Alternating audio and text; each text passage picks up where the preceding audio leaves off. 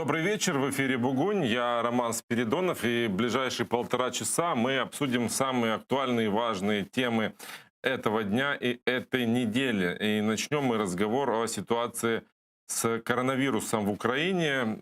У нас новый суточный рекорд. Более 11 тысяч заболевших. Это такой своеобразный психологический барьер, который мы преодолели, потому что до этого фиксировалось около 10 тысяч человек. И всю неделю было около 10, и вот сегодня уже более 11 тысяч. А умерло 198 человек. И вчера на заседании Кабмина было принято решение ввести так называемый карантин выходного дня. Он начинается с этой субботы, с 0 часов, и будет длиться до понедельника 0 часов. И в этом карантине предусматривается, что будет запрещена работа всем развлекательным заведениям и торговым точкам, кроме аптек, кроме продуктовых магазинов, кроме АЗС. Будут работать банки, инкассаторы и почта. Это ориентировочно будет длиться до 30 ноября, но в правительстве не исключают, что если ситуация не изменится, то такой карантин может быть продлен до конца года. И вот с нашими гостями мы будем обсуждать ситуацию, действительно ли было верным решение вводить карантин выходного дня, какие последствия будут у этого решения, стоило ли вводить полный локдаун или наоборот не реагировать подобными ограничениями, потому что это может привести к серьезному удару по украинской экономике. Давайте послушаем, что, собственно, предусматривает запрет карантина выходного дня. Проведення масових культурних, релігійних, концертних заходів за участю понад 20 осіб. Прийом відвідувачів закладами громадського харчування, але з можливістю роботи на винос. Робота торгових центрів та інших розважальних закладів. Робота фітнес-центрів і басейнів. Робота установ культури за винятком суб'єктів господарювання, які займаються кіновиробництвом. Робота суб'єктів господарської діяльності та побутового обслуговування. С нами на связи Александр Солонтай, эксперт по политическим вопросам. Добрый вечер, Александр. Романе, доброго вечора. Дійсно, ви праві. Маємо унікальну річ. Це негативну, рекордна кількість людей, які захворівають, рекордна кількість людей, які помирають, і спробу технологічного рішення. Це карантин вихідного дня. Такого в нас ще не було. Давайте попробуем порассуждать, почему именно выходного дня, что он дает? Мова йде про те, щоб спробувати одночасно жити в умовах карантину і при тому, щоб економіка працювала. Тобто ідея зупинити економіку не повністю. Для того, щоб не сталося так, що наслідки економічного лиха, наслідки економічних збитків щоб не перевищили. Щоб вони не перевищили наслідки від власне епідеміологічної біди. І це така спроба пошуку компроміса. Були би ми країною багатшою, мабуть, був би повний карантин. Але враховуючи, що ми країна, яка на кредитах, і люди, які не мають просто запасу, виходить, що дозволяється людям у робочі дні працювати, а у вихідні все-таки припинити роботу для того, щоб зменшувати кількість людей, які хворіють. Объясните, пожалуйста, логику этого решения. Люди, которые собирались сходить за покупками в выходной день, пойдут в пятницу, допустим, по окончании рабочего дня. Не приведет ли это к столпотворению? Вот турецкий опыт показывал карантина выходного дня, что там каждая пятница была черной фактически. Дивіться, у нас ще і що цікаво, у нас дійсно починається карантин вихідного дня із Чорної п'ятниці. Тобто у нас дійсно припадає на завтра, маркетинговий день, це 13 число, п'ятниця, і це прямо перед карантином. Але тут є два нюанси, які відрізняють Україну. По-перше, від багатьох інших способів вирішення такої проблеми. По-перше, ці всі магазини, які є торговими центрами, які є харчовими магазинами, аптеки, вони всі ж працюватимуть у вихідний день. Тобто, з точки зору скупитися продуктами, з точки зору, ну, робити запаси, поповнювати запаси, то не обов'язково це робити в п'ятницю. І другий момент, я вже казав, що ми країна бідна. На жаль, лише у великих містах, лише у невеличкої прослойки населення є можливість взагалі робити зараз серйозні закупки і шопінги. А так загалом ситуація виглядає, що більшість наших людей в умовах економічної кризи і так перейшли в режим економії. Немає можливості, на жаль, тієї, яка була раніше на вихідних, присвячувати там день покупкам. Осінній міняти одяг на зимовий, скидувати повністю там новий сезон, нову колекцію. В такому режимі живе дуже обмежена кількість людей. І ота обмежена кількість людей, для неї не проблема 20-50 тисяч гривень потім на ліки, аби живим залишитися після цього коронавірусу. А от з тими людьми, які таких фінансово-економічних можливостей не мають, з ними найбільша і проблема. Я все равно не могу себе это физически представить, как это будет действовать. Ну, а люди будут сидеть дома в выходные дни, но они же будут выходить и контактировать, чаще ходить по тем же магазинам в будние дни. Романе, якщо чесно, я теж не можу собі це представити. Спочатку я взагалі хотів пожартувати над українським урядом, сказати про те, що вони просто вичислили, що коронавірус, він, знаєте, він лютує лише на вихідних. А в робочі дні він відпочиває, тому якби карантин вихідного дня, саме в небезпечний час. Але якщо жарти відкинути в сторону, бо ситуація не до жартів, і спробувати проаналізувати, чому Кабінет Міністрів так робить, то я просто прийшов до тих висновків, які я вже почав вам озвучувати, і доповню їх додатковими висновками. Це мої припущення, чому вони так хочуть зробити. Важко мені точно сказати, бо я просто аналізую збоку їхню політику, але мені здається, вони перше не хочуть втратити повністю державний бюджет і податки, тому пробують залишити все-таки робочі дні. Другий момент, вони розуміють, що якщо вони зупинять усю країну, вони нарвуться на голодний бунт і на протест усіх, хто заточений до економіки, просто на хвилю таку негодування, і просто ця влада просто впаде під протестами всіх, хто залишився без роботи і без доходу. Третя причина – це питання того, що вони розуміють, що багато людей не мають жодних запасів. Вони їх просто проїли за цей період, який був не найкращий. І у нас просто були би соціальні і революційні потрясіння. Тому я думаю, вони шукали цей компроміс не тільки з метою зменшити кількість хворих і не дати завалитися медичній системі. А я думаю, тут дуже багато політичних факторів. Тому я думаю, власне, ви мене і покликали до студії як експерта з політики, а не епідеміолога, не з фахівця охорони здоров'я. А я, як людина, яка розбирається в державному управлінні, маю купа думок з того приводу, що ця формула, яку вони шукають, цей спосіб вирішення, який вони експериментують, це спосіб знайти якесь рішення для них, як їм при тому залишатися при владі, але не допустити повної катастрофи. Но ведь это уже все равно вызвало протесты, вызвало негативную реакцию. Предприниматели отреагировали на это решение из разных городов. Сегодня участники акции протеста против карантина выходного дня на несколько часов заблокировали движение по трассе Киев-Чоп в селе Белая Крыныця Ровенской области. А вчера протестовали рестораторы под Кабмином. И то же самое можно было видеть и в Херсоне. Все равно это привело к протестам. Да, ви знаєте, що дуже сильно бракує від Кабінету Міністрів, від взагалом того, що український народ називає владою, це розрахунків. Ми знаємо, що є люди, які живуть за рахунок вихідного дня. Тобто, наприклад, є такі ресторанки, кафе, є така сфера дозвілля, сфера послуг, сфера різноманітних таких побутових речей. Ви згадували про торгівлю, про затоварювання, про базари, наприклад, які в основному заробляють в суботу-неділю. Тобто у них субота-неділя – це головні дні, а понеділок, вівторок, інші робочі дні, вони готуються до цих днів і роблять всю що необхідну операцію, логістику і так далі. І зрозуміло, що мова йде не про 1-2 тисячі людей, а мова йде про кілька мільйонів людей. Да, не кілька десятків, бо десятки мільйонів в Україні залежать все ж таки від понеділка-п'ятниці, але кілька мільйонів людей залежить від понеділка,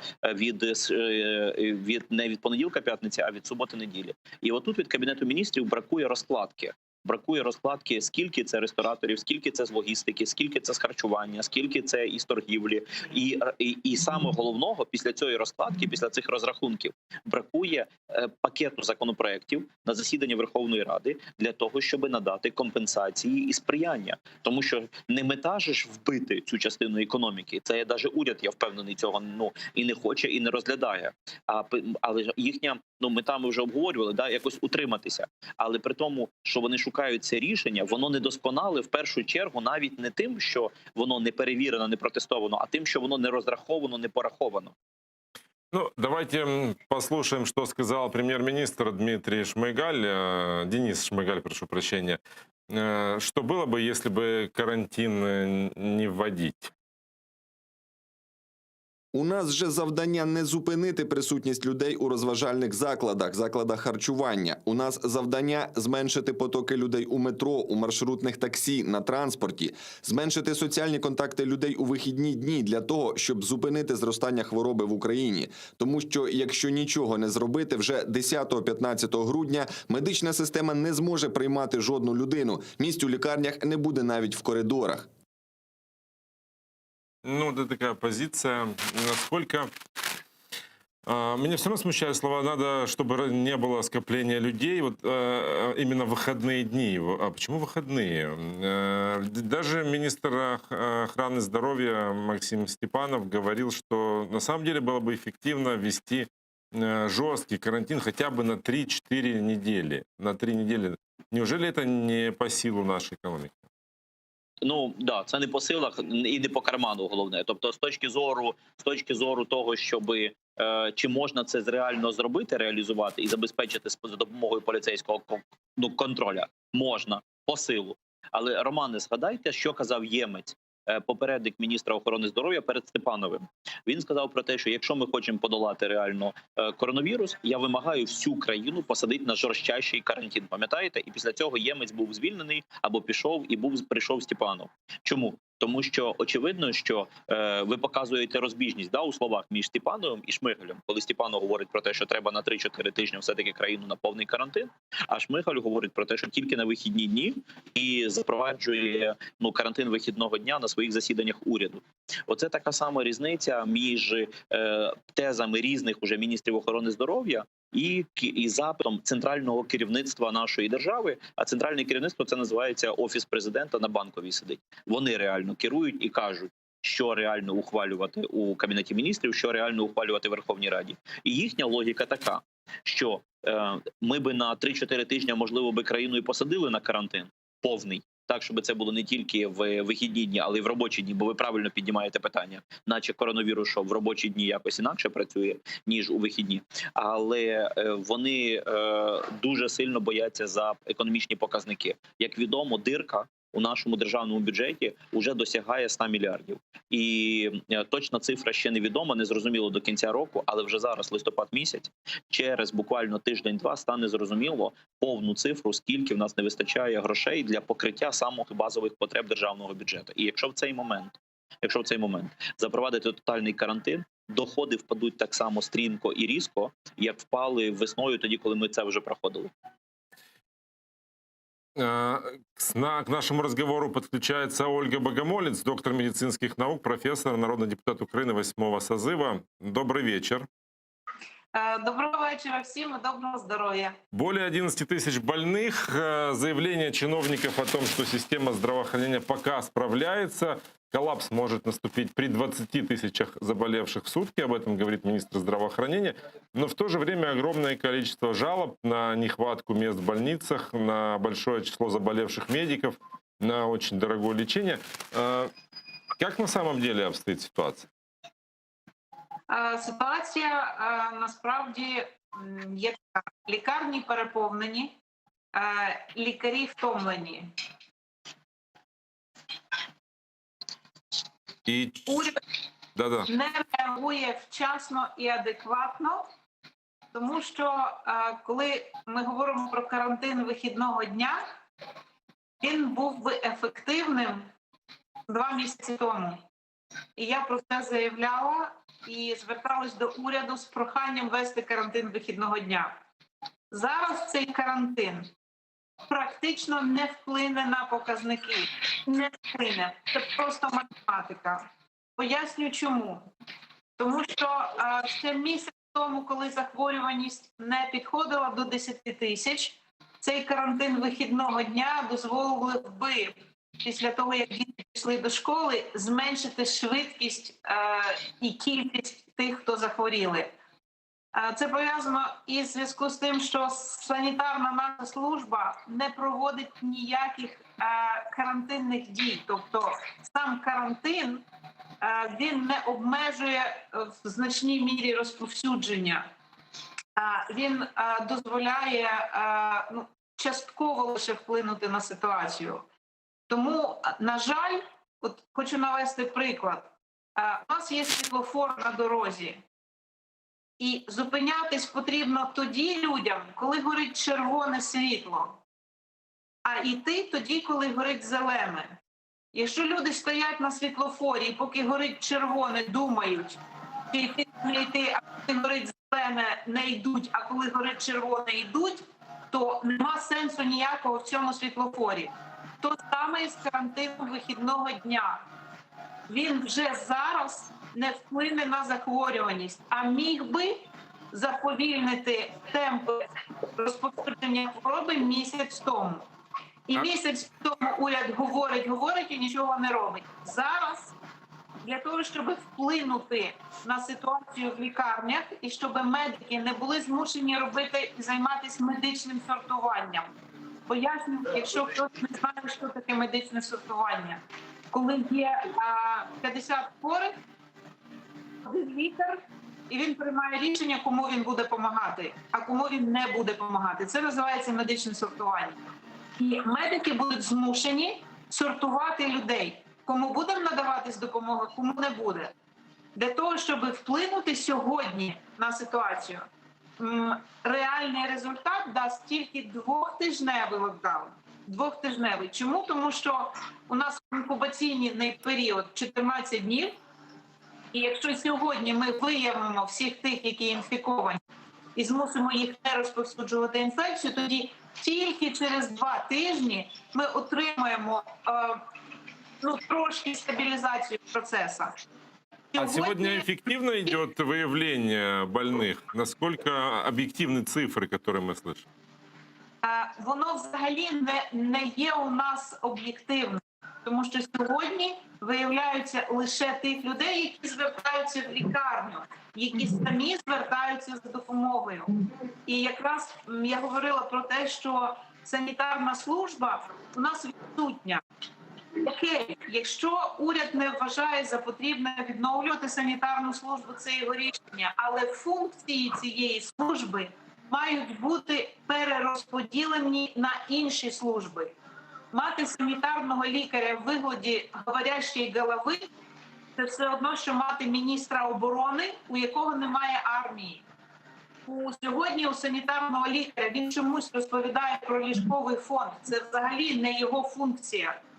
Він має відтворити таким чином механізм, щоб контакти були ізольовані, щоб не розповсюджувалась хвороба. Тому що у цієї хвороби є один величезний мінус. Вона дуже контагіозна. Та смертність невелика. 98% людей видержують. І я хочу всім зараз, хто хворіє, бо таких людей дуже багато, вселити оптимізм. Не переживайте, ви обов'язково хворобу подолаєте. Треба бути вдома, треба мати пульсоксиметр коло себе.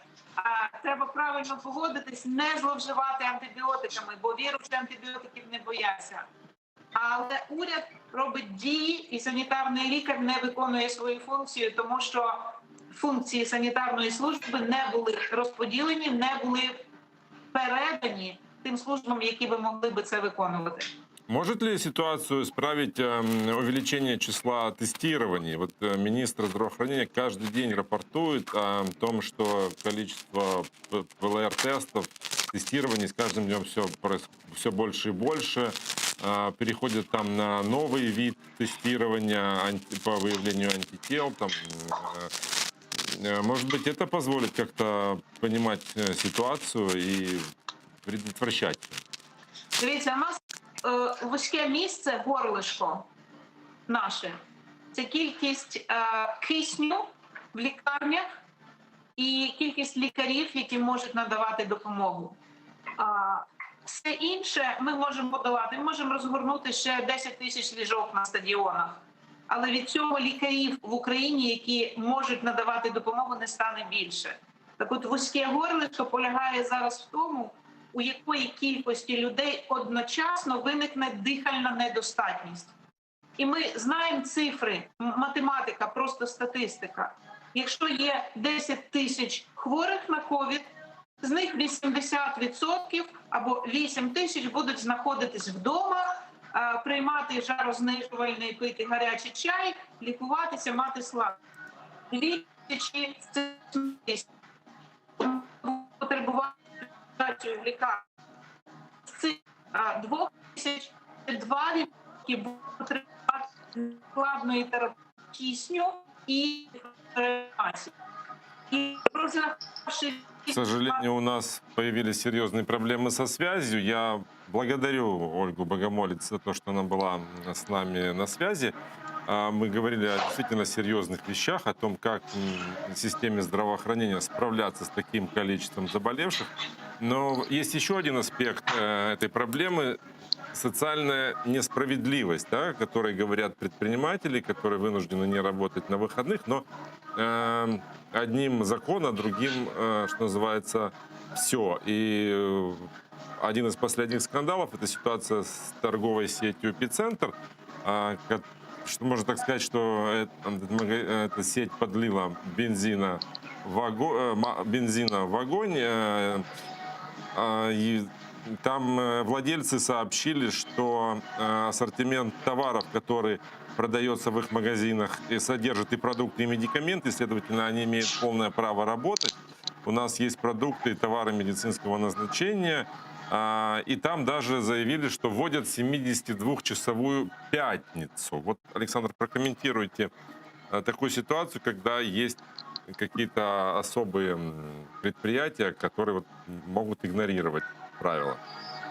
Ви знаєте, якщо економіка українська з цих вихідних побачить, що є свої, а є чужі, що є, грубо кажучи, я інший бренд прорекламую, ви «Епіцентр» прорекламували, я прорекламую «Велюр». Тобто є велюрові, а є невелюрові, то все це розсипеться. Ну, тобто не буде ніякого карантину вихідного дня взагалі. Тому що, просто ми всі перейдемо на нелегальну річ. Тобто ми вже це проходили в завершальній стадії весни, коли спочатку всі віднесли дуже серйозно до карантину, а потім побачили, що є свої, а є чужі.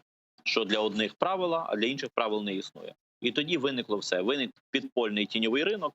Це нагадувало, як в Радянському Союзі підпольний з алкоголю, або там в Америці, як це було, теж боротьба з алкоголем. Тобто в нас були всі підпольні бари, кафе, ресторани, готелі, все, що або знаходили систему, адаптувалися, як по документах працювати, наче ти працюєш не так. Це все почнеться, як тільки виявиться, що є свої, а є чужі. Тому на представниках влади, які власне мають ближні стосунки із бізнесом, ви привели приклад однієї з фірм, великих в Україні. Якщо вони цього не забезпечать, то всі зусилля уряду підуть на смарку. Давайте, кстати, послушаем, как отреагировал на такие заявления торговой сети министр здравоохранения Максим Степанов.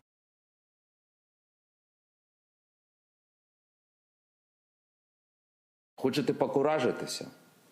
Хочете робити фарс на здоров'я людей? Так якщо хочете покуражитися, поїхали зі мною в реанімацію. Покуражтесь перед людьми, які помирають кожного дня. Покуражтесь перед людьми, які в очах єдине, які лежать в реанімації. Допоможіть, будь ласка. Покуражтесь перед лікарями, які кожного дня роблять все, щоб зберегти життя людей, саме життя людей. Борються за життя кожної людини. Вот такая вот реакция. А мы к нашему разговору подключаем Валерия Клочка, политолога, магистра государственного управления. Добрый вечер, Валерий. Вітаю студію, вітаю глядачів і бажаю всім міцного здоров'я, щоб ніхто не хворів, саме головне. А ті, хто захворіли, швидко одужав. Взаимно. Дякую, Валерій. Вы поддерживаете такое решение Кабмина не вводить карантин, который мог бы действительно эффективно повлиять на ситуацию с коронавирусом, а ввести такое компромиссное решение? Ну, пане Романе, давайте ми визначимо з вами, який карантин ефективно може посприяти ситуації непоширенню пандемії. От в мене уточнююче запитання. Ну, Тому що я китайский у вашому вариант. запитанні там читаю провокацію для себе. Китайский вариант, когда было все жестко закрыто, заблокировано и выполнялись Уточнили. эти условия. Уточнили, тотальний локдаун. Да? Тепер давайте пригадаємо, скільки в нас було хайпу і критики, справедливої критики в частині того, що цього робити не можна. Ну дійсно, я погано розумію, як сьогодні взагалі можна закрити абсолютно все. Ми, якщо закриємо сьогодні абсолютно все, ми на вулицях побачимо не 70 осіб під Кабінетом міністрів, не декілька підприємців, які перекривають трасу десь там у Києві, не такі великі акції протестів там чисто рестораторів та власників розважальних центрів або і працівників розважальних центрів у містах-мільйонниках. Так, а ми побачимо десятки тисяч людей на акціях протесту, і вже тоді буде незрозуміло, що краще робити, що не краще робити. За півроку після такого глобального карантину, який у нас був навесні, українці не сприймуть за визначенням повного локдауну. Навіть оці обмеження невеликі, а вони і правда невеликі, подивіться, як вони викликають у окремої категорії підприємців резонанс. Вони просто не хочуть це сприймати. Вони не хочуть розуміти, і ви з епіцентром наводите доволі вдалий приклад того, що дійсно треба вдаватися до певних обмежень. Я погоджуюсь з вами в частині там певної несправедливості. Чому одних закривають, а інших ні? Так? Звісно, можна про це говорити, багато дискутувати. Але ж локдаун вихідного дня – це ж не закриття всіх і вся назавжди. Так? Це закриття на певний день. І то, як ви працюєте в період між вихідними, така практика, до речі, є в Польщі, Швейцарії, це не щось нове. Це працює там уже навіть не один місяць і не один рік. Там навіть закривають ці підприємства, торгові центри, вихідні вони не працюють. Там були інші міркування, але до цього звиклося. Тому тут зводити повний карантин і говорити, що він буде ефективний, я не ставлю. Тому що все-таки давайте ми спробуємо цей карантин ввести вихідного дня, подивимося, яка буде динаміка, але ми збережемо реально робочі місця в абсолютній більшості. Тому що я сьогодні говорив і ще раз говорю, подивіться статистику. Доля у ВВП країни підприємців, які працюють у ресторанному бізнесі, готельному, туристичному бізнесі, менше 1%. І це мова навіть не йде про повне закриття. Це про часткове обмеження. Часткове обмеження мається на увазі не працювати у вихідний день. І то, не то, що повністю не працювати. Ресторани ж будуть працювати. Вони можуть готувати їжу на виніс. От давайте ми з вами домовимося, наприклад, на цих вихідних влаштуємо такий флешмоб і купимо щось у ресторані на виніс, щоб вони працювали, врешті-решт. Ну це ж можна зробити, правда? Можна, це ж нормальна історія. І ми будемо їсти ресторанну їжу вдома, на природі, в сквері. Цього ж не забороняють нікому робити. Тому тут теж треба все-таки підходити соціально відповідально до тих рішень, які нам пропонуються. Бо я дійсно також не дуже вітаю повний локдаун, хоча розумію, як правильно ви говорите, що він можливо може бути ефективнішим. Бо поширення пандемії набуло для України загрозливого характеру. Це факт. Ну, давайте попробуем спрогнозировать вот вопрос к вам обоим сейчас к Александру. Как это, ну, может быть, в ВВП доля малого и среднего бизнеса не очень большая, но для самих предпринимателей такое решение может быть дорого стоить. Вот как это на них отразится, Александр? Ну, дивіться, я думаю, що потрібен був би все-таки 2-3-тижневий карантин, повний локдаун, але просто питання того, що ми його собі дозволити не можемо. Питання навіть не в тому, що про що каже пан Валерій, але він правий, коли каже, що народ просто розірве цей уряд і знесе цю владу. Ми про це детально з вами щойно говорили до того, як включали Ольгу Вадимівну. Але подивіться, як цікаво виходить.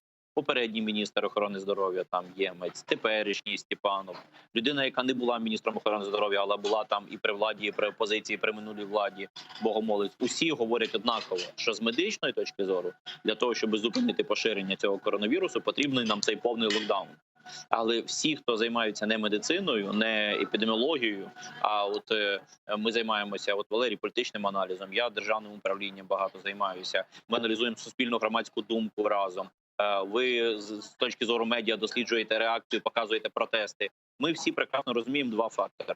Що якщо зараз буде повний локдаун, то, по-перше, відбудеться просто масовий суспільний вибух, народ на це не згоден. От Валерій про це говорив. І я акцентую увагу про те, що ми не можемо собі це дозволити з економічної точки зору. Ми, на жаль, не можемо собі дозволити хворіти. І ми не можемо собі дозволити піти в цей повний карантин. Тому вийде так. Вийде, що це не може спрацювати аж повністю. Це лише може дещо вплинути на певну динаміку, на певні тенденції. А з тої точки зору, що Роман, що ви запитали ще в кінці, про те, що на кому це відобразиться смертельно, то дійсно до тих речей, до яких ви задали, ще до рестораторів варто задати певну сферу торгівлі, логістики, транспорту. Вони також дуже сильно залежні від вихідного дня.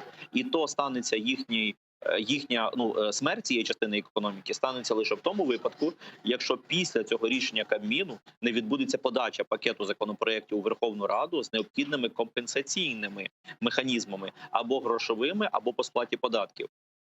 Уряд поки що ще не втратив цю нагоду, тому що практика інших країн говорить про те, що після таких рішень уряду мають бути відповідні податкові і бюджетні рішення.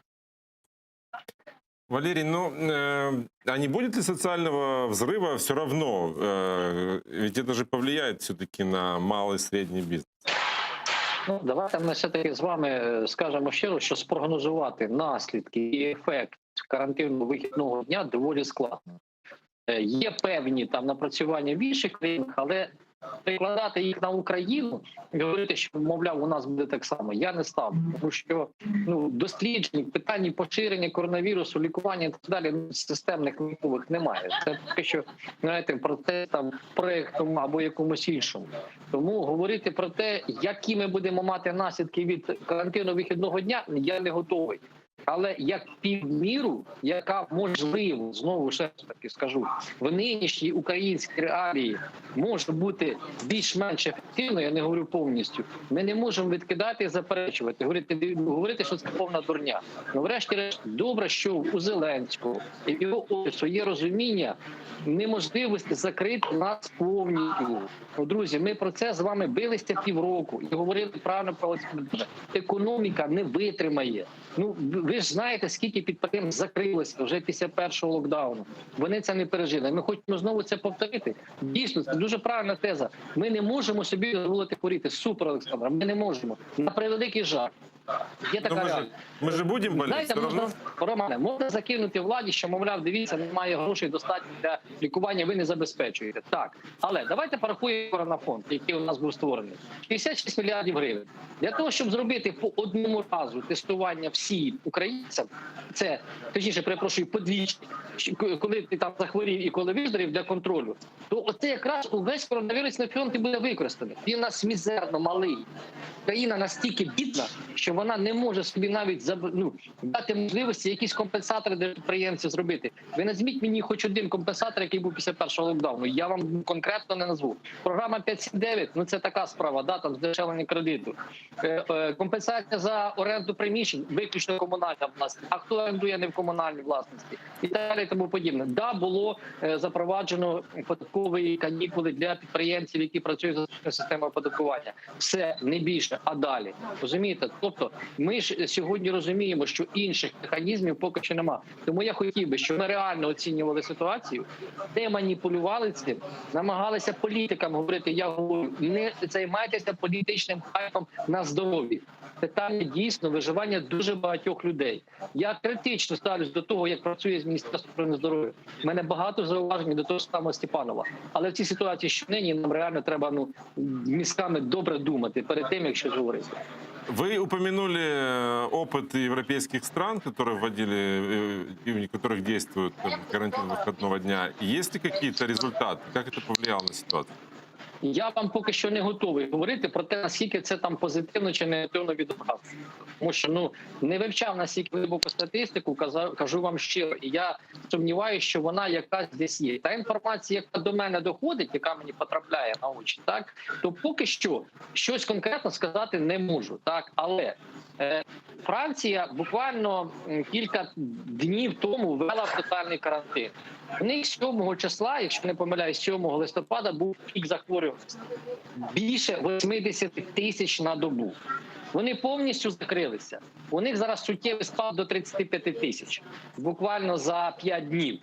Якщо ми матимемо, наприклад, хоча б стабільну картину і не ростимемо за рахунок локдауну вихідного дня, я вважатиму, що це буде позитивно. Тому про ефект в Україні ми зможемо говорити лише після того, як ми там через 2-3 тижні подивимося за динамікою, наскільки будуть хворіти чи не хворіти. Якщо дійсно будуть хворіти, я не виключаю, що влада вдасться до повного локдауну, і це вимушеною мірою. Але це для багатьох буде таким і фатальним частині ведення підприємницької діяльності. Просто не может получиться так, что эффективность карантина выходного дня не доказана, результативность ее неизвестна, что это все равно приведет к полному локдауну, когда все заболеют, и фактически все будут, кто в больнице, кто дома, и сами предприятия поостанавливаются.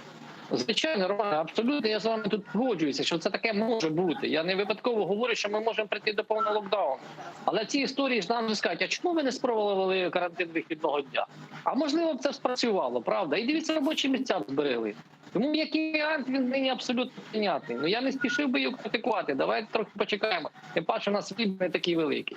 Давайте поговорим теперь о ситуации с коронавирусом на полуострове и попытаемся подумать, как можно помочь жителям оккупированного Крыма, потому что там ситуация катастрофическая. 6 пациентов с коронавирусом скончались за сутки в оккупированном Крыму, и общее количество умерших с начала пандемии. Там уже 194 человека. Отдельная статистика по Севастополю.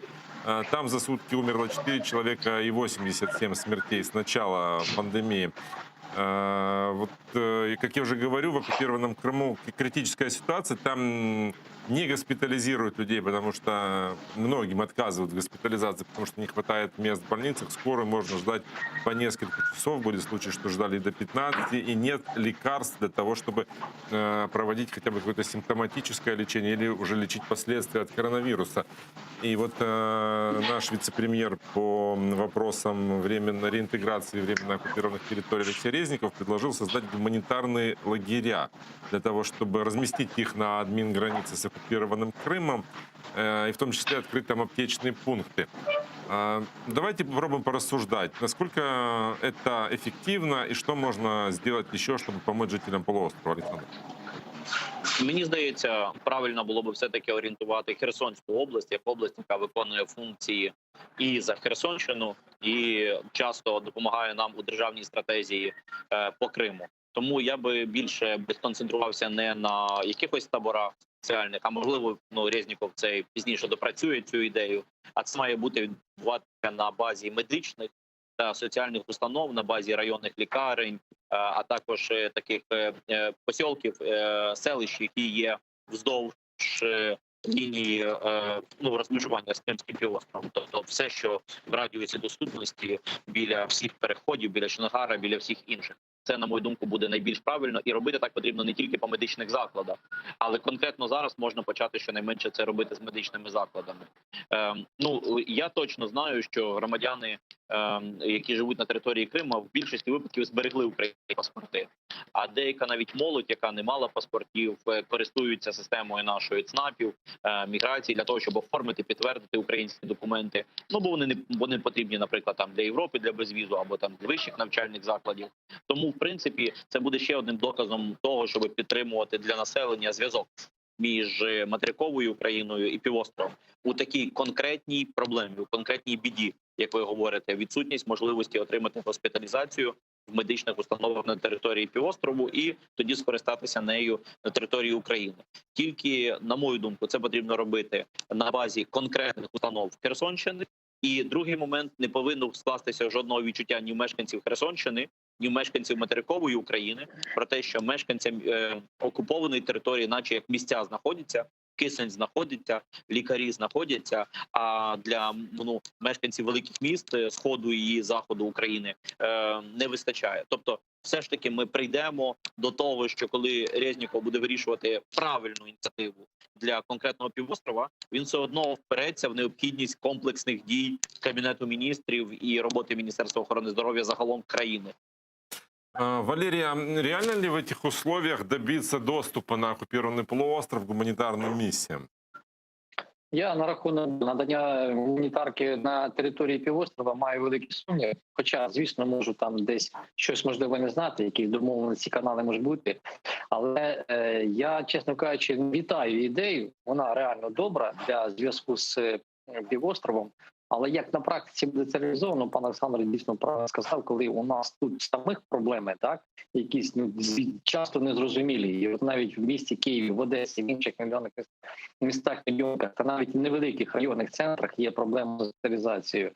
І як це поєднати, тут проблема набагато ширше стоїть. Звісно, можна зробити якісь там наметові містечка, все тут приймати хворих, а як забезпечити транспортування, ну це надто складний процес, як на мене.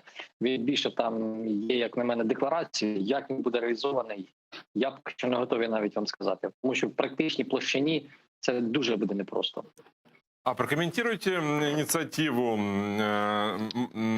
мэров некоторых наших городов, которые не собираются выполнять решение Кабинета министров, а Львов тогда же намерен оспорить это решение в суде. Ну, давайте начнем с Александра. Ну тут просто у них вибори, не другий тур.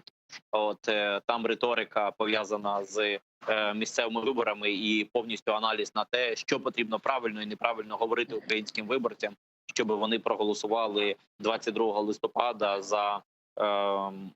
за діючу місцеву владу. Тому що і в Дніпрі, і у Львові, і в інших містах, де є з цим питання, там діючі керівники міста вийшли у другий тур. Після 22 листопада, я думаю, ситуація нормалізується і вирівнюється так, як по всій Україні. Більш небезпечна риторика в тих містах, на тих місцевостях, де немає місцевих виборів, і там дійсно керівники місцевого самоврядування переживають за ту частку бізнеса, яка залежна від вихідного дня. І отут все-таки допоможе наступний крок, якщо Кабінет міністрів його зробить, це обрахунки, які це категорії, які компенсаційні пакети до них можна запропонувати. А загалом ефективність вихідного дня буде прямо залежати від того, про що ми з вами, Романе, говорили на початку перед розмовою в центр, коли Валерій підключався, на тему того, буде розподіл на вілюрових чи не буде розподіл на вілюрові і невілюрові. Якщо рівні правила будуть для всіх, то карантин вихідного дня спрацює. Ну, кстати, уже появилась информация о том, что эпицентр все-таки решил работать в выходные дни. Правда, там сообщили, что будут торговать не всеми товарами, а только теми, которые разрешены, продуктами. Но ведь, продолжая тему мэров, ну, это, конечно, хорошо, у нас демократия, у нас местное самоуправление, можно принимать такие решения, но не приведет ли это и так в сложной ситуации с конституционным кризисом, с какими-то последствиями дисбаланса управления, к полному потере управления страной? Валерій, давайте з вас. Да, справа в тому, що до епіцентру кілька слів. Пригадайте, що епіцентр дуже ефективно, без лапок, працював навіть в період тотального карантину. Їм це не стало на заваді. Звісно, реакція Степанова, вона доволі різка, і я її розділяю, і я не виключаю, що навіть там у суботу, якщо епіцентр буде працювати, то там, мабуть, будуть і громадські активісти, можливо, і підприємці, які не будуть розділяти позицію того, що кому-то все, да, а кому-то закон. Тому тут дійсно питання доволі складне, воно навіть соціально чутливе, і це може провести навіть до фізичних протистоянь. Тому я б чесно не радив би сьогодні власникам епіцентру, хоча це їхня справа, знову ж таки, гратися з вогнем. І там тасовувати ситуацію під правила, які виписує Кабінет міністрів, мовляв, дивіться, ми нічого не порушуємо. Це не дуже вірно. Стосовно не ухвалення рішень, не підкорятися розпорядженням Кабінету міністрів щодо ведення карантину вихідного дня. У містах, де вибори, дійсно там багато зумовлено, я погоджуюсь з Олександром, саме другим туром, і заяви навіть того Садового, ну вони, м'яко кажучи, не зовсім коректні. Хоча Львів, наприклад, він же потерпає доволі серйозно від коронавірусу, там захворюваність навіть ще місяць тому була набагато більше, ніж по інших регіонах України. Це доволі така небезпечна ситуація, як на мене. Але, ви знаєте, мене не те, що лякає, а бентежить швидше неготовність органів місцевої влади в умовах так званої децентралізації, чому так званої, бо вона не зазначена в Конституції на рівні законів, все-таки не підкорятися нормативно-правовим актам центральної влади. Це не є нормально, тому що ми, плутаємо децентралізацію із необхідністю дотримання закону, які є на всій території території України. Звісно, що через суди, там через низку інших механізмів вони домагатимуться своєї правоти, шукаючи якісь дірки в законі, бо дійсно це дірки, і встановлюючи істину на свою користь. Але разом з тим, друзі, ми так далеко зайдемо. Це, як на мене, перші ознаки підриву державної цілісності України. Цього робити за визначенням не можна. Я розумію, що взагалі правилами єдиними в питанні децентралізації мався б зайняти парламент, ухвалюючи нормальні, реальні зміни до Конституції в частині наділення їх повноваженнями, змінами відповідних до законів, щоб це все було нормовано наглядом відповідним, про що так от ми говоримо, але забуваємо про тих самих префектів, при всій моїй критиці до них, але вони мають бути. Тобто хтось має контролювати дію місцевої охорони влади. А то в нас так сьогодні виходить, що вони самі собі віддані. Вони, от і особливо звернуть увагу, віддані ті, у кого доволі серйозні бюджети, і він може закрити всі свої видатки за рахунок місцевих бюджетів. Ті, хто залежить від центрального, вони ще більш-менш підкоряються. Я дуже обережно в частині говорю, що це стосується виключно карантинних заходів, тому що часто, Кабінет міністрів може давати розпорядження, які от складно виконати, бо вони не піддаються логіці, вони протизаконні. Але те, що стосується загального спокою, загальної безпеки країни, цього робити за визначенням не можна. За темой коронавируса как-то на второй план отошла история с оккупированными территориями, в том числе и с Донбассом. А там завтра должна состояться встреча советников лидеров нормандской четверки в формате видеоконференции. Основной темой переговоров станет оживление работы трехсторонней контактной группы. И, по словам заместителя руководителя Офиса президента Украины Игоря Жовквы, советники лидеров нормандской четверки обсудят план действий для восстановления мира на Донбассе, который предложила украинская сторона. Вот давайте послушаем, что это за план, а потом обсудим. Виведення іноземних військ, незаконних збройних формувань та найманців з території України на початку 2021 року. Скасування владою Російської Федерації низки рішень і документів, які є прямим втручанням в життя ОРДЛО, наприклад, про спрощений порядок надання жителям цих територій російського громадянства. Відновлення контролю над відповідною ділянкою російсько-українського кордону за допомогою спеціальної моніторингової місії ОБСЄ. Збільшення чисельності місії СММ ОБСЄ у 4 рази. Лише за виконання перших 4 умов – підготовка та проведення на території ОРДЛО виборів. С нами остался Валерий Клочок, Александр Солонтай отключился по техническим причинам. Давайте прокомментируем эти 5 шагов. Уже просто много критических замечаний в адрес этого заявления о том, что это не позиция Украины, о том, что это не реалистично. Если это не реалистично, то зачем это предлагать? Справа в тому, що буквально десь годину-півтори тому ми дискутували в одній студії стосовно саме цих мінських угод. І я почув тезу про те, що, мовляв, закон про особливий статус, який ухвалений у нас у Верховній Раді ще в 2015 році, і чого, власне, домагаються представники так званих квазіреспублік, то він не несе загрози саме територіальній цілісності України загалом. Бо на моє переконання, безумовно, виконання Мінських угод – це пряма втрата в конфігурації України, які вона існувала до початку війни. І навіть закріплення тої конфігурації, яка є нині. Ті живуть своїм життям, ми живемо своїм життям, про Крим забули. Десь так виглядає. І дійсно, виконання Мінських угод, воно призведе до цієї моделі. Тому, на моє переконання, їх виконувати справді не можна. Їх не виконували при Порошенку, їх не виконують при Зеленському. Бо провести вибори на підконтрольній території за якимись незрозумілими правилами, коли ти там не зможеш за цим відповідати, вибачте, це повний ідіотизм. Погодитися на це, це означає самому собі виставити в ногу.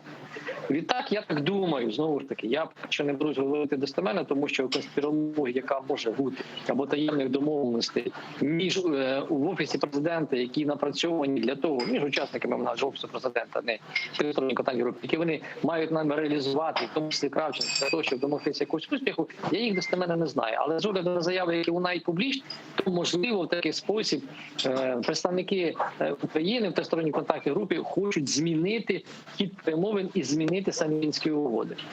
Бо як ви зміните саме в частині отримання контролю за територіями, тоді якась логіка з'являється. Поки що її немає. Тому чи це вдасться, я не знаю. Мені важко судити, бо з огляду на таку залізобетонну позицію Росії, яка є фактично ключовою в питанні можливої зміни Мінських угод, то вона заключається в тому, що змінювати їх ніхто не збирається. Принаймні та сторона, як її називає президент, вона до цього не готова. Єдина заява, яка прозвучала минулого тижня, і вона була озвучена в ефірі телеканалу «112 Україна», те, що бойовики ОРДЛО готові піти на поступки, якщо у законодавстві України буде закріплений особливий статус до 2050 року. Лише за цієї умови вони можуть піти на якісь поступки.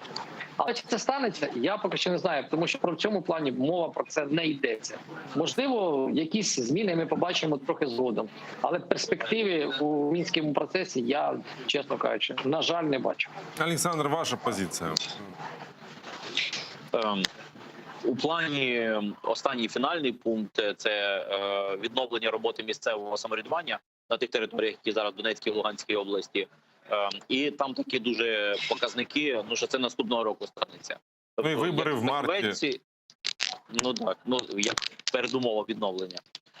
Як фахівець, який працює в цій сфері, можу сказати, що у нас не відновлена робота органів місцевого самоврядування навіть там, де 6 років тому відбулося звільнення територій. Тобто у нас не відновлене самоврядування після 6 років, там, де не існувало багато часу ДНР, ЛНР. А як відновити швидко місцеве самоврядування і місцеве врядування, і місцеву демократію там, де 6 років існувало ДНР і ЛНР? Це просто неможливо. Тому тут у Кравчука точно у цьому плані, в цій частині точно є збій.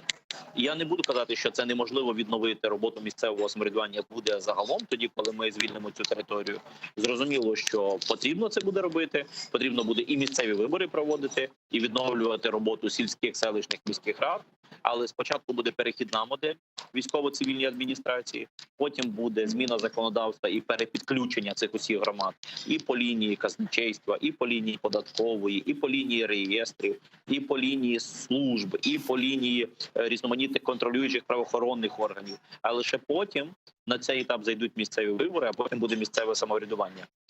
Тому, якщо ми хочемо від декларативного плану перейти до реалістичного плану, то треба віддати цей план, хоча б в цій частині, до роботи таким фахівцям, які в тому розбираються. І ми готові представити, якщо потрібно, для міжнародних дипломатів, для перемовин площадку, то готові розробити такі необхідні документи. А на цьому етапі, в кінці цього року, я бачу поки що єдиний правильний вихід – це перепідтвердити, переголосувати закон України про особливості місцевого самоврядування в окремих районах Донецької та Луганської області, а на всіх площадках не забувати вставляти Крим при будь-якій розмові про будь-який план миру по Донбасу. З української сторони ніколи не буде коректно забути сказати після слова Крим Донбас, після слова Донбас Крим. Завжди їх потрібно зв'язувати між собою, навіть якщо перемовини стосуватимуться виключно Донбаса. Спасибо вам, Александр, за то, что были с нами на связи и подключились к нашей дискуссии. Александр Солонтай, эксперт по политическим вопросам, был с нами в эфире. А мы продолжаем наш эфир. И сейчас с нами на связи Василий Вовк, эксперт по вопросам национальной безопасности. Добрый вечер. Вітаю вас. Мы обсуждаем план из 5 шагов, который представители нашей трехсторонней контактной группы по переговорам в Минске. Хочется узнать вашу позицию. Моя позиція, що план, який свій час на початку каденції озвучив президент дуже простим реченням. Вони вийшли, ми зайшли, тоді ми зайшли, взяли кордон під контроль, провели вибори.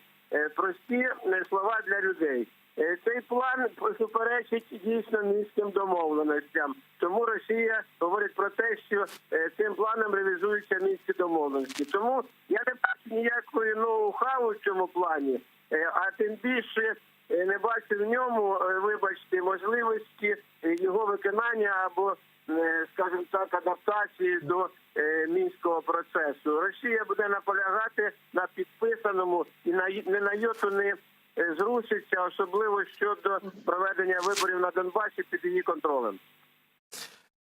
А зачем, если эти планы нереализуемые, если Россия стоит на своем, вот как обывателю понять, что происходит в этом Минске? Потрібно людям, українському народові пояснювати, що нам просто створюють видимість роботи, видимість поступу вперед, але всі мають розуміти, що там поступу не буде. Давно все в глухому куті. Росія не збирається переписувати мінські домовленості. Західні країни, в першу чергу Німеччина, Франція, розуміють, що ми не зможемо провести вибори. І Росія це розуміє, що ми не зможемо там вибори провести під її контролем. Тому і це вигідно в будь-якому плані. Більш того, якщо в нас буде десь хтось втратить голову і почне там проводити вибори під російським контролем, то ми, як мінімум, втратимо всю територію Донецької, Луганської областей, оскільки купа міні-конфліктів, інцидентів, які проростуть військовий супротив, військове зіткнення, а потім масштабну війну, і ми отримаємо ще два котли. Один буде називатися Донецька область, інший Луганська область.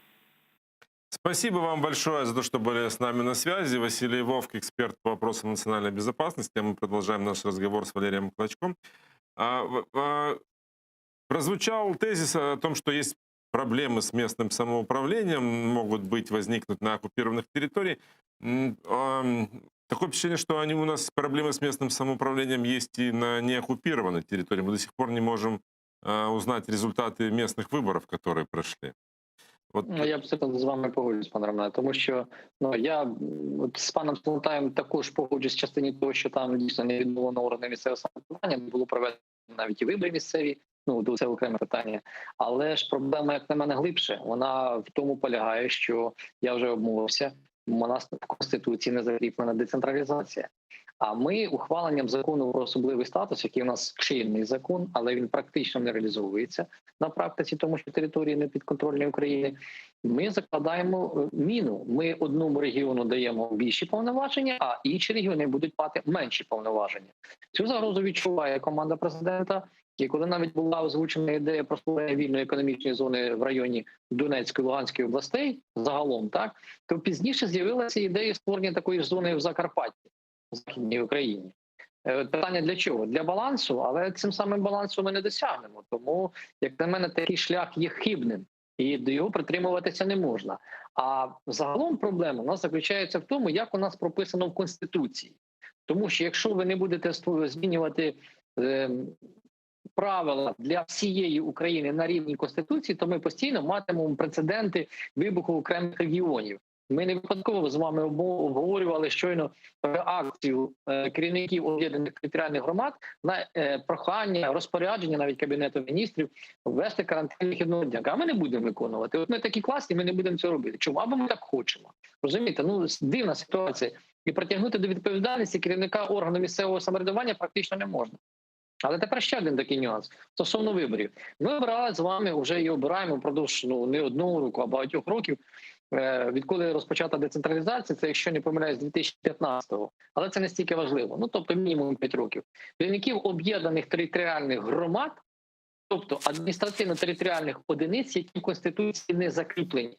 Якщо ви відкриваєте Конституцію України, там немає такого поняття, як об'єднана територіальна громада.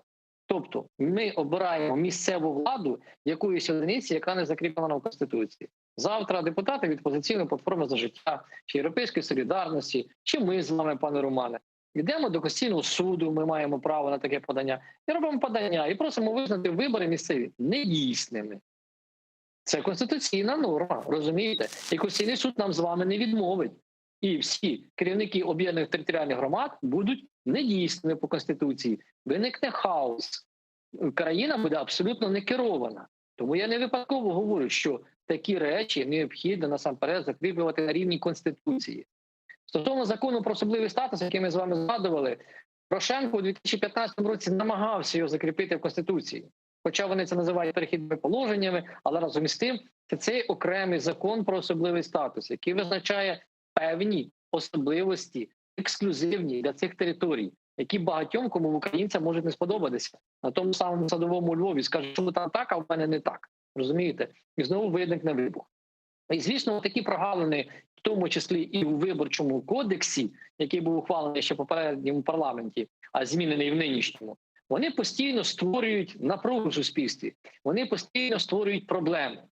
От зверніть увагу, ми з вами дуже багато, і я в тому числі виступав за зміну виборчої системи, за її удосконалення. Але виявилося так, що ми просто взяли, ліквідували мажоритарку, ухвалили на рівні закону, узаконили партійну корупцію, бо фактично за новим виборчим кодексом лише керівник партії може визначати твій номер, де ти будеш балотуватися, закріплює фактично тобі ексклюзивні мови обрання, типу створює партійну конкуренцію.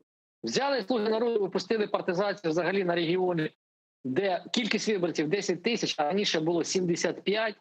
І сьогодні є випадки, коли депутатами стають ті, хто набрав 15-20 голосів. А ті, хто набрав 2, 3, 4 тисячі голосів, вони не стають депутатами, тому що їхня партія в певному регіоні не набирає 5% бар'єру. Ну це ж повна дурня. Ми подібну історію мали в 2015 році, коли люди, які представляють там 15-20 осіб, вони стають депутатами обласних рад. Це показує на недосконалість виборчого законодавства, виборчого кодексу, тієї системи мажоритарної, виборчої, пропорційної, партійної типу відкриті списки, яка була нам нав'язана ще у 2018 році. Апробація була в 2015-му, помилки ніхто не врахував. Я не відкидаю також важливості і притягнення до кримінальної та адміністративної відповідальності тих, хто вдається до порушення виборчого законодавства. Бо нібито нам би здавалося, що виборчий кодекс новий, класна нова система, партійна конкуренція повинні були б створити поле ідеальне для демократії і в кращих проявах західної, американської, європейської, ну як завгодно тут можна говорити. Натомість, що ми маємо? У нас до цього часу, ви самі сказали, рахують голоси. У нас комісії не підписують протоколи. Ми маємо на увазі територіальні виборчі комісії не передають їх до центральної виборчої комісії. У нас порушені всі терміни, а за це ніхто не відповідає. Оце є головна проблема. До того часу, допоки ми не будемо розуміти необхідність притягнення до відповідальності тих, хто має ухвалювати рішення, я зараз говорю за членів комісій територіальних виборчих, а також дільничих виборчих комісій, голів комісій, у нас толку з виборами не буде. У нас буде імітація виборів, а не справжні вибори. Вы говорите, что это может привести к неуправляемости, а нет ли признаков того, что она уже наступила? Решение Конституционного суда, конфликт, ну, пока такой не очень явный парламента с президентом, когда он уже большинство не хочет сразу же принимать решения, которые навязывает глава государства. А теперь еще и коронавирусный кризис, да, потому что президент заболел, глава офиса заболел, спикер заболел, вице-спикер заболел. Да. Даже Конституционный суд не может собраться, потому что у судей Конституционного суда тоже коронавирус. Ну, я дуже вірю, що коронавірус все ще решта закінчиться рано чи пізно, і органи влади запрацюють. В нинішніх умовах ми живемо в періоді карантину, рішення можуть не ухвалюватися, ми можемо жити за тими законами, які є. Але в частині того, що вже порушений баланс, є дисбаланс, я з вами абсолютно погоджуюся. Але ж він закладений не вчора і не позавчора. Я вам, як приклад, навів лише Виборчий кодекс. Він закладений, в тому числі конституційна криза закладена в самій Конституції, яка була прописана ще в 96-му році. Ну, давайте ми з вами розберемо. Ми говорили сьогодні про півострів Автономна Республіка Крим. Як в унітарній країні може бути Автономна Республіка? От в мене риторичне запитання. Ми його задаємо вже впродовж 4 роки незалежності. Чому Криму не дають право на самовизначення? Ну, от знову, да, логічне питання. Ну, це ж треба було б зробити, тим паче в умовах сьогоднішньої анексії. Але вона не піднімається на порядку денному. І до того часу, допоки ми будемо мати такі суперечливості в Конституції, наприклад, надання якогось ексклюзивного статусу Конституційному суду, який фактично, за великим рахунком, якщо говорити правду, він скористався конституційною недоторканністю і ухвалює рішення в інтересах певних фінансово-олігархічних груп і політиків. Це можна констатувати, але він не порушив Конституцію. Тут також треба на це зважати. Це суд, який керується Конституцією і керується тими правилами, які прописані в цій Конституції. Тобто проблема навіть не в суді, а проблема в тих законах і Конституції, законів, на виконання яких вони покликані і були створені, мається закон на виконання Конституції. Оце є головна проблема. База з країни закладений був неправильно. Ми повинні цю помилку виправляти. В частині регіонів потрібно дати право регіонам бути представленим в парламенті. Сьогодні ми навіть обрали мажоритарку. Я не говорю, що мажоритарка – це панацея. Ні. Не випадково, наприклад, ще в 2000 році Кучма підняв питання про референдум і створення двопалатного парламенту. Такої ж самої думки був його ярий антагоніст Ющенко, який фактично прийшов після Кучми на хвилі революції. Він у 2009 році вносив до парламенту відповідні зміни до Конституції, які також передбачали створення двопалатного парламенту. Коли ми говоримо про децентралізацію, я не випадково говорю, ми повинні закріпити її на рівні Конституції. Звісно, двопалатний парламент не панацея. Прикладів далих по світу дуже багато, де це ефективно працює, де представлені регіони, де їхні інтереси чують, де вони розробляють документи, законопроекти, де встановлюють правила спільні для всіх, однакові для всіх. Я не випадково говорю, що Мінські угоди – це міна уповільненої дії. Я не розділяю думку про те... Еще нужно учитывать наши условия, что у нас вроде строятся институты для того, чтобы механизмы работали хорошо, а в итоге это все превращается в то, что получается. Я благодарю вас за то, что были с нами в эфире. Валерий Клочок, политолог, магистр государственного управления, был с нами на связи. Мы переходим к другой теме. Будем обсуждать ситуацию в Карабахе. Там сегодня появилась новость о том, что президент Ильхам Алиев пообещал национальную автономию Нагорному Карабаху. А перед этим обратился к вынужденно перемещенным лицам и заверил, что азербайджанское государство сделает все возможное, чтобы в скором времени вернуть вынужденных переселенцев, в первую очередь, чтобы были предприняты меры безопасности. И нужно сначала разминировать эти районы, потому что они были заминированы противником. Давайте послушаем, что об этом говорил Ильхам Алиев. Дорогі колишні переміщені особи, ви більше не є переміщеними особами. Я звертаюся до вас в присутності цих наших героїчних солдатів і офіцерів. Ви не переміщені, ви повертаєтеся. Ми повернемо вас. Дивіться, тисячі наших солдатів і офіцерів, які сидять тут, називають вас своїми предками. Вони повертаються у ваші землі. Сьогодні я доручаю всім нашим профільним відомствам якнайскоріше надати фінансову підтримку родичам загиблих під час Другої Карабахської війни, так званої вітчизняної війни. Зараз вони проходять реєстрацію. Після точної реєстрації їм будуть надані квартири і будинки. Премьер Армении Никол Пашинян обратился к нации на фоне массовых протестов в стране. Он заявил, что в случае отказа подписать заявление по Карабаху, его 20-тысячная армия оказалась бы в окружении. Давайте послушаем.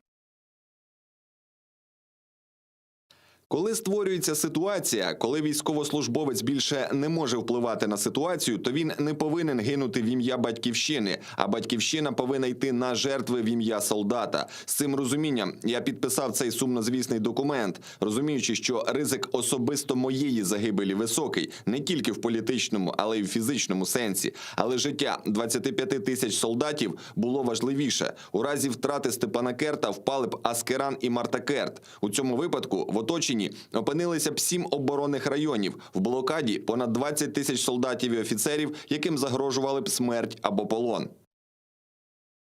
Правда, перед этим Никол Пашинян заявил, что вопрос Карабаха еще окончательно не решен. Но вот о том, что сейчас происходит в зоне уже бывшего конфликта, мы поговорим с Гюльшен Пашаевой, членом правления Центра анализа международных отношений. Добрый вечер.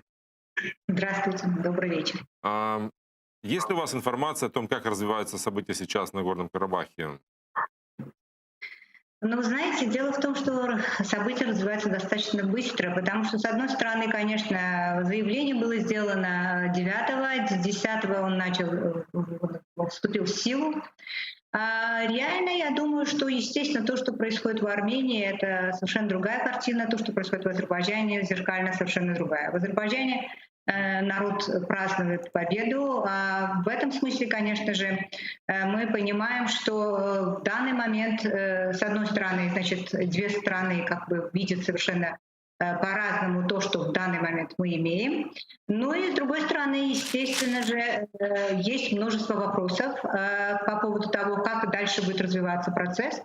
И в этом смысле я думаю, что то заявление, которое практически было сделано президентом Азербайджана, премьер-министром Республики Армения и президентом Российской Федерации. Это заявление как бы сыграло важную роль для того, чтобы, во-первых, остановить военные действия и перейти уже с военного метода, если сказать, к дипломатическим или к таким к переговорным именно методом. Поэтому я думаю, что вот то, что мы сегодня имеем, если мы посмотрим, реально азербайджанская сторона ждет, что до 15 числа, это значит в это воскресенье, первый район, который был, кстати, оккупирован в 1993 году в апреле, это Кельбеджар, он должен быть освобожден.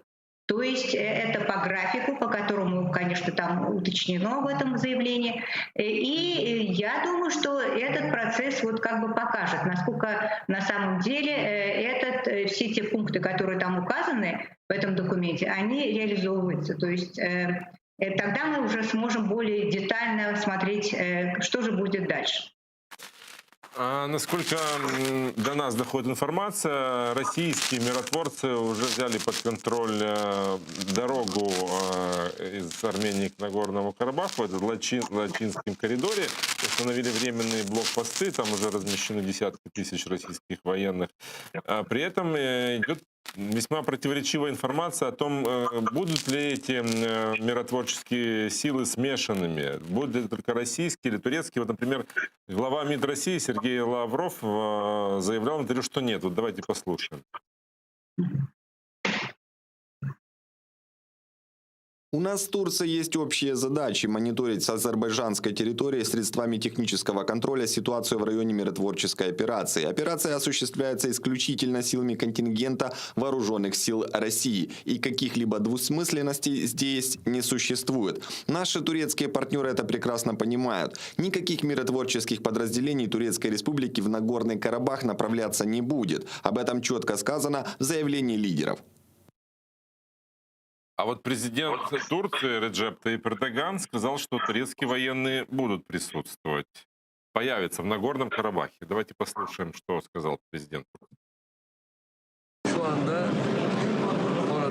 На даний момент, в якому б форматі і розумінні там би не були присутні росіяни, саме в такому ж вигляді будуть присутні наші моніторингові команди. Росіяни вже почали розташовуватися в певних місцях. Переговори ведуться на рівні міністрів закордонних справ. Сюди їде делегація з Росії, і тут також пройдуть переговори. Все-таки есть ли ясность, будут ли турецкие войска нести совместное патрулирование с российскими, или будут только представители Генштаба присутствовать в этом координационном центре вне территории Нагорного Карабаха? Дело в том, что мы должны смотреть. Практически в том документе, о котором я говорила в заявлении, там действительно речь не идет о каких-либо турецких войсках. Но дело в том, что вот сегодня было подписано меморандум между министрами обороны Российской Федерации и Турецкой Республики. Поэтому в этой ситуации есть определенная координация работы, как они будут дальше, естественно, в этом центре смотреть, контролировать ситуацию за соблюдением режима прекращения огня. Вопрос в том, что о технических деталях, конкретно как они будут взаимодействовать на территории Азербайджана, потому что речь идет в данный момент все равно о территориальной целостности Азербайджана. То есть где будет находиться конкретно этот центр, этот вопрос, я думаю, мы очень скоро узнаем.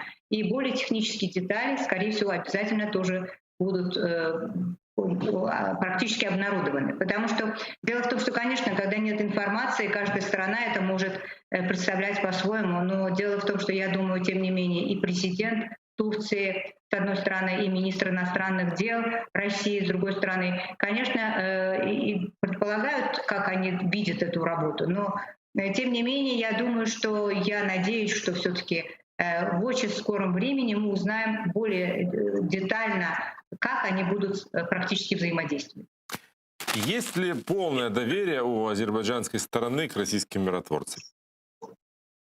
Это хороший вопрос, потому что в обществе, конечно, есть разнородные мнения, не всегда это как бы однозначно, потому что есть, в общем-то, такой пессимисты, оптимисты, умеренные, каждый как бы смотрит на этот процесс очень так вот, потому что дело в том, что в Азербайджане как бы никогда у нас не было миротворцев, хотя конфликт достаточно давно у нас существует.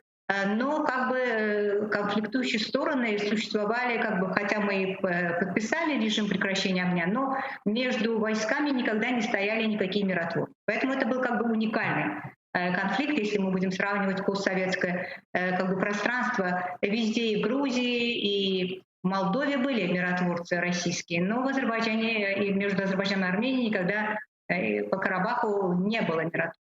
Поэтому, с одной стороны, это явление новое, и азербайджанское, естественно, население смотрит на это как бы немножечко с тревогой. Но я думаю, тем не менее, мы должны смотреть, что присутствие также турецкого конкретно потенциала военного, оно дает какую-то новую перспективу. Это не будет, мы предполагаем, что это будет не совсем то, что происходило, например, в других республиках. И я надеюсь, что все-таки регион, он на самом деле меняется геополитически сегодня. Потому что, вы понимаете, конфликт карабахский, он был такой, он был достаточно серьезный, он разделил Южный Кавказ как бы на определенные фрагменты, а сегодня идет процесс изменения вот всей геополитики. Потому что, с одной стороны, Россия и Турция начинают вместе практически сотрудничать в этом контексте, потому что существует карабахский конфликт, и это будет привносить какие-то новые, возможно, элементы для будущего развития этого региона. Когда вы сказали, что население Азербайджана с некоторой осторожностью смотрит на российский контингент, что вы имели в виду? Но я имею в виду, что я еще раз говорю, так как не было у нас в Азербайджане такого опыта миротворчества. А чего опасаться-то? Опасаться, потому что, вы знаете, карабахский конфликт, он у нас достаточно такой, да, он начался как бы со времен Советского Союза, еще когда он был как бы до распада Советского Союза. То есть конфликт начался где-то в 1988 году, если так смотреть. И с 1988 по 1991 год практически были очень много как бы процессов, которые развивались. И один из этих процессов было, что когда действительно начались вот эти процессы, была совершенно такая, хотя с одной стороны, конечно, Советский Союз, советское руководство пыталось остановить вот эти националистические как бы призывы со стороны армянской стороны, когда они хотели вот слоганом «Миацум», вот давайте воссоединимся с Арменией, с Карабахом, вот особенно Армянская Советская Республика, она была очень активна в этом процессе. И практически это и сыграло роль в аспекте того, что этот конфликт так долго и оставался, потому что он был где-то своего рода первым в постсоветском пространстве с точки зрения того, что именно в период Горбачевской перестройки и гласности это было очень хорошо использовано. Поэтому, естественно, есть определенные сомнения у людей, что как будет дальше, потому что плохо или хорошо мы до сих пор как бы понимали, что есть режим прекращения огня, но у нас не было миротворцев на территории Азербайджана. Но сегодня мы как бы действительно на самом деле победили именно в этом схватке. Мы захватили определенные, то есть освободили определенные наши территории. То есть если мы говорим, что были 4 резолюции Совета Безопасности ООН, 2 из них мы сами его имплементировали. 884-ю по поводу Зангилана и 874 по поводу 3 других регионов. Это Губадлы, это Джабраил. И, соответственно, в этом смысле мы как бы решили те регионы сами, своими собственными силами мы их вернули. Но сегодня, например, если мы говорим о Кельбаджаре, это, кстати, тоже по этому региону была определенная резолюция ООН, первая резолюция, 822. И если мы до 15-го, как и я начала говорить, сможем, благодаря миротворцам, потому что я думаю, что армянское население оттуда выходить не собирается. Поэтому в этом смысле миротворцы могут сыграть очень даже позитивную роль в аспекте того, чтобы освобождать тихо-тихо эти территории И с другой стороны, вообще-то они должны были быть освобождены давно, потому что дело в том, что если существует резолюция Совета Безопасности ООН, то Армения должна была сама освободить территорию. Но в данный момент, если российские миротворцы смогут это сделать, то это уже своего рода тоже позитив. К нашему разговору подсоединяется Владимир Воля, прошу прощения, исполнительный директор по вопросам международной политики Украинского института анализа. Добрый вечер, Владимир. Добрый вечер. Давайте попробуем проанализировать в очередной раз, наверное, ситуацию геополитическую. Кто в этой истории выиграл больше всего? По одной версии выиграла Россия, потому что она таким образом поставила на место Армению и еще и ввела свои войска на территорию Азербайджана. С другой стороны, выиграла Турция, потому что она впервые за несколько столетий вернула свое влияние на Кавказе. Ну, безусловно, выиграл Азербайджан, который освободил часть своих территорий, фактически взял под контроль Нагорный Карабах. Это все версии. Вот вы к какой присоединяетесь или у вас есть своя? У меня есть своя версия. Сегодня министр иностранных дел России Сергей Лавров, отвечая на вопрос, потеряла ли Россия Кавказ, Южный Кавказ, сказал, это все диванные эксперты. Так вот, если посмотреть, с дивана посмотреть, то, по-видимому, есть некоторые нюансы, которые министру Лаврову незаметно из его министерского кресла. О чем речь? Ну, на самом деле Россия действительно де-факто не потеряла Кавказ, потому что действительно она остается на Кавказе, и с ней, у нее продолжается и взаимодействие и с Арменией, и с Азербайджаном. По крайней мере, на уровне бизнес-проектов с Азербайджаном, по Каспию с Азербайджаном договора действуют торговые отношения, и с Арменией все это сохраняется. С другой стороны, я бы не сказал, что вот размещение миротворцев на территории Нагорного Карабаха — это усиление российского влияния и присутствия. Потому что на самом деле российские миротворцы находятся на остатках той непризнанной Нагорно-Карабахской республики, которые в итоге мы увидели, да, после того, как Азербайджан третью часть этой территории военными силами захватил, а Россия оказывается теперь гарантом того, что будет возвращена еще третья часть. То есть Россия подписалась под том, что ее союзник по ДКБ, Армения, должна вернуть просто так еще третью часть той территории, которую Нагорно-Карабахская республика контролировала на утро 27 сентября. Поэтому вот да, вроде бы и миротворцы, и вроде бы и еще в одной точке появились российские военные, но на самом деле, если поместить в контекст, то это выглядит слишком сомнительно с точки зрения репутации или того мифа, который господствовал, что Россия является гарантом какого-то неизменного статуса на Южном Кавказе. Оказалось так, что Эрдоган настоял, подтолкнул Азербайджан. Азербайджан пошел в наступление, никого не слушая. И получилось так, что Россия с этим ничего не смогла сделать. Вот баланс. 1,5 месяца они пытались быть миротворцем, да, переговоры эти. Но все эти договоренности московские не сработали до тех пор, пока не были выполнены условия Азербайджана и Турции. И как такое это не потеря, какое это усиление влияния? На самом деле Россия в физическом плане ничего не потеряла на Южном Кавказе, но в плане политическом я вижу грандиозное поражение России, потому что ее имиджу и как того, кто держит баланс на Южном Кавказе, был нанесен серьезный удар. Россиян никто не слушал, получается, да? Что там не пытались россияне делать на этих переговорах между Арменией и Азербайджаном, ничто не работало до тех пор, пока не были условия, на которых настаивал Азербайджан. Разве это не примечательно? Ну и что касается этих миротворцев, то тоже вот россияне пытаются сейчас отрицать, что Турция будет участвовать. На самом деле тут момент манипулятивный. Почему россияне отрицают? Да потому что на самом деле действительно на той территории, которая контролируется сейчас армянами, то есть остатки Нагорно-Карабахской области, около половины даже не всего того, что было по состоянию на 27 сентября, получается, что на той территории находятся российские миротворцы. Какую они функцию выполняют? Я думаю, что это скорее предохранитель на тот случай, если Азербайджан увидит, что переговоров по окончательному возвращению Нагорного Карабаха под суверенитет Баку не будет, и они попробуют снова начать наступление, то тут на их пути останутся российские миротворцы. Вот единственный смысл. Миротворцы охраняют остатки того, что не отдали добровольно Азербайджану, и то, что Азербайджан сам не взял военными силами. Поэтому все. Тут поражение однозначное, политическое. В военном, материальном смысле, естественно, Россия не потеряла ничего. Поэтому, а то, что касается Турции, это центр по этому контролю, да, на территории Карабаха, который контролируется армянами, турецких военных не будет. Но они будут на той территории, которая контролируется Азербайджаном.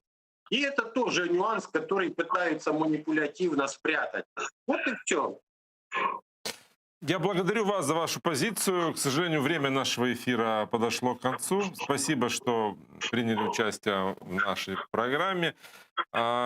Сейчас небольшой перерыв, и буквально через 5 минут в этой студии будет Гульсум Халилова. Не переключайте.